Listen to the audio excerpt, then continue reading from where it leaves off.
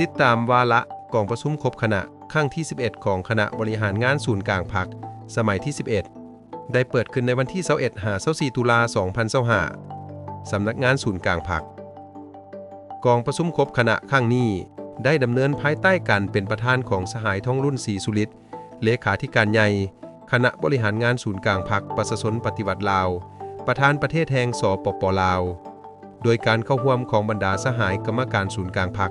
เลขาพรรคแขวงกระทรวงองค์การจำนวนหนึ่งกองประชุมครั้งนี้ได้ดำเนินในท่ามกลางบรรยากาศที่ทั่วพรรคทั่วรัฐทั่วกำลังประกอบอาวุธและทั่วปวงชน 1. พวมสุ่มใส่ม่วนท้ายการจัดตั้งปฏิบัติมติกองประชุมใหญ่ครั้งที่ 11 ของพรรคแผนพัฒนาเศรษฐกิจสังคมแห่งชาติ 5 ปีครั้งที่ 9 ติดพันกับการดำเนินกองประชุมองค์คณะพรรคกระทรวงองค์การ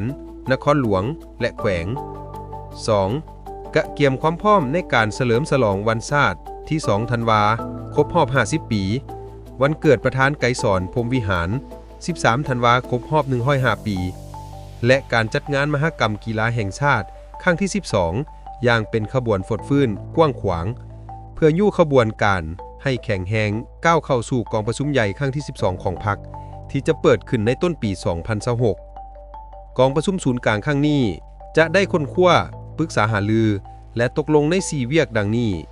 1. ตีราคาการจัดตั้งปฏิบัติแผนพัฒนาเศรษฐกิจสังคมแผนงบประมาณแผนเงินตราประจำปี 2025 และทิศทางแผนการปี 2026 2. สรุปตีราคาการจัดตั้งปฏิบัติ2วาระแห่งชาติว่าด้วยการแก้ไขความยุ่งยากด้านเศรษฐกิจการเงินและวาระแห่งชาติว่าด้วยการแก้ไขปัญหายาเสพติด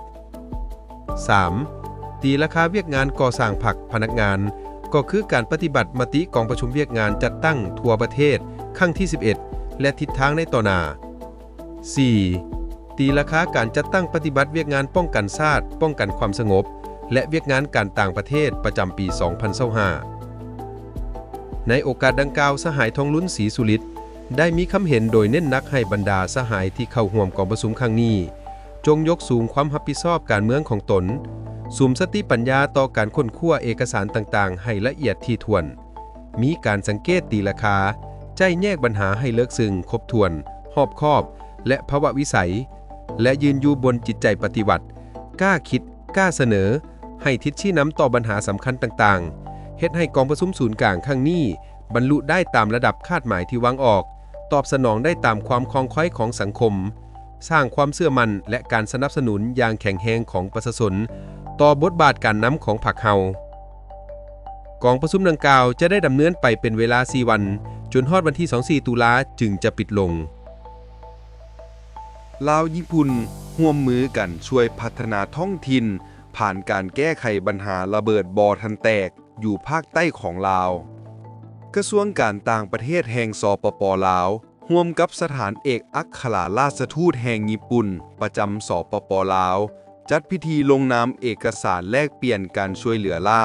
ในโครงการพัฒนาท้องถิ่นผ่านการแก้ไขปัญหาระเบิดบ่อทันแตกอยู่ภาคใต้ของสปป.ลาวระยะ 3 โดยรัฐบาลญี่ปุ่นสนองการช่วยเหลือล่ามูลค่า673 ล้านเยนหรือ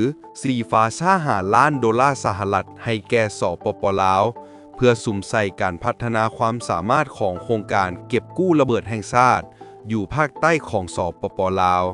พิธีลงนามครั้งนี้ได้จัดขึ้นในวันที่20 ตุลา 2025 ที่นครหลวงเวียงจันทร์ระหว่างท่านอานุภาพวงศ์นอแก้วรองรัฐมนตรีกระทรวงการต่างประเทศและท่านโคอิซุมิซึโตมุเอกอัครราชทูตวิสามัญผู้มีอำนาจเต็มแห่งญี่ปุ่นประจำสปป.ลาวพร้อมด้วยภาคส่วนเกี่ยวข้องเข้าร่วมการช่วยเหลือครั้งนี้เป็นการช่วยเหลือของระยะที่ 3 เวียกงานเก็บกู้ระเบิดบ่อทันแตกใน 3 แขวงภาคใต้ที่ปัจจุบันยังมีระเบิดบ่อทันแตกเป็นจำนวนหลวงหลายที่ยังตกค้างอยู่คือแขวงจำปาสักสารวันและแขวงเซกองเป้าหมายต้นต่อของโครงการแมนเพื่อสนองการสนับสนุนโดยกงให้แก่โครงการเก็บกู้ระเบิดแห่งชาติเพื่อรับประกันว่าการสร้างขีดความสามารถและการสนองอุปกรณ์ที่จำเป็นสำหรับการดำเนินงานสำรวจกวดกู้ระเบิดที่ยังตกค้างได้ในระยะยาว มีความยืนยงและมีประสิทธิภาพทุนดังกล่าวจะถูกจัดสรรให้แก่โขงเขตที่สำคัญคือ สนองทุนให้แก่การปฏิบัติงานภาคสนามใน3แขวงภาคใต้ เพื่อสำรวจกวดกู้พื้นที่อันตรายที่ได้รับการยั่งยืน CHA สนองอุปกรณ์ที่สำคัญในเวียกงานสำรวจกวดกู้รวมทั้งพาหนะขนส่งหนักและเบารถบรรทุกติดล้อพ่วงและรถบรรทุกเครื่องกวดจับระเบิดที่ทันสมัยและอุปกรณ์ไอทีแท็บเล็ตดิจิตอลเพื่อปรับปรุงการคุ้มครองข้อมูลการรายงานในภาคสนามและการเสริมสร้างการติดตามกวดการวมทั้งค่าใช้จ่ายสำหรับกิจกรรมและเวียกงานการคุ้มครองและจัดการที่สำคัญเช่นการสำรวจผลกระทบทางด้านสังคมเศรษฐกิจและการกวดสอบบัญชีเพื่อรับประกันว่าการนำใช้ทุนที่มีความจัดแจ้งและความโปร่งใสในระดับสูงสุดโครงการระยะ3ดังกล่าวแมนมีความหมายความสำคัญต่อกับสปป.ลาวโดยเฉพาะแมนการบรรลุความหมายมั่นในการจัดตั้งปฏิบัติเป้าหมายการพัฒนาแบบยืนยงหรือ SDG 18ชีวิตปลอดภัยจากลบต.ปัจจุบันปัญหาของลบต.ยังเป็นอุปสรรคอันต้นต่อที่สำคัญต่อการพัฒนาเศรษฐกิจสังคมทั้งเป็นการกีดขวางการผลิตกสิกรรมโครงการพัฒนาพื้นฐานโครงล่างและการดำรงชีวิตโดยรวมของชุมชนในเขตชนบทรัฐบาลสปป.ลาวได้สืบต่อให้บุรีมสิทธิ์แก่การกำจัดอุปสรรคนี้ภายใต้แผนพัฒนาเศรษฐกิจสังคมแห่งชาติครั้งที่ 9 2021 ถึง 2025 และเป้าหมายการพัฒนาแบบยืนยงที่ 18 ซึ่งเป็นเป้าหมายเฉพาะของลาวคือชีวิตปลอดภัยจากลบต.ท่านอานุภาพวงศ์นอแก้วห้องรัฐมนตรีกระทรวงการต่างประเทศในนามห้องประธานคณะกรรมการคุ้มครองแห่งชาติเพื่อแก้ไขปัญหาระเบิดบ่อทันแตกที่ตกค้างอยู่สปป.ลาวคาซงลได้กล่าวว่าในโอกาสที่มีความหมายนี้ข้าพเจ้าขอแสดงความขอบใจอย่างสุดซึ้งต่อรัฐบาลและประชาชนญี่ปุ่นสำหรับการช่วยเหลืออย่างต่อเนื่องในการแก้ไขปัญหาลบต.ที่เป็นสิ่งเศษเหลือแต่ปางสงครามและปรับปรุงชีวิตการเป็นอยู่ของประชาชนลาวการร่วมมือนี้แมนสอดคล้องกับการยกระดับสายพัวพันสองฝ่ายของเฮา